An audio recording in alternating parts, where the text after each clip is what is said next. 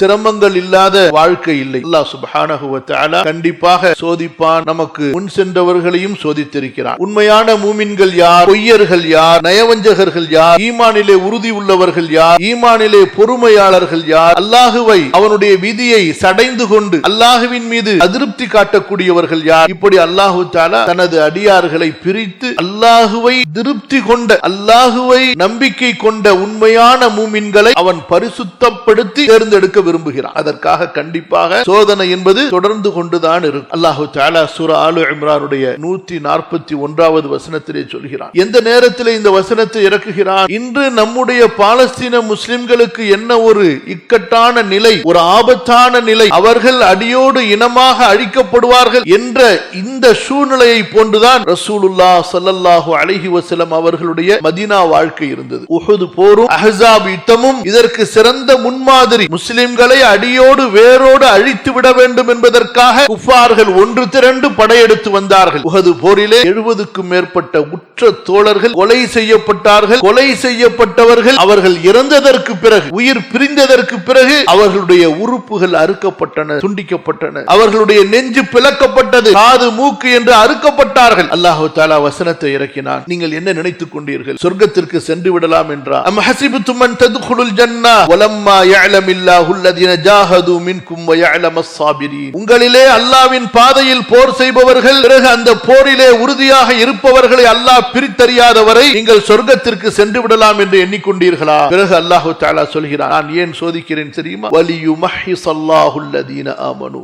நம்பிக்கை கொண்டவர்களை நான் பரிசுத்தப்படுத்த விரும்புகிறேன், அவர்களை கலப்பற்ற முறையிலே தூய்மைப்படுத்த விரும்புகிறேன். வயம்ஹகல் காஃபிரீன். காஃபிர்களை அல்லாஹ் தஆலா அழிக்க விரும்புகிறான். இந்த சோதனைக்கு பின்னால் கண்டிப்பாக அல்லாஹ்வுடைய உதவி இருக்கிறது, கண்டிப்பாக வெற்றி இருக்கிறது. அந்த நம்பிக்கை மூமினுக்கு வர வேண்டும். அந்த நம்பிக்கை இருப்பவன் தான் முஃமின்.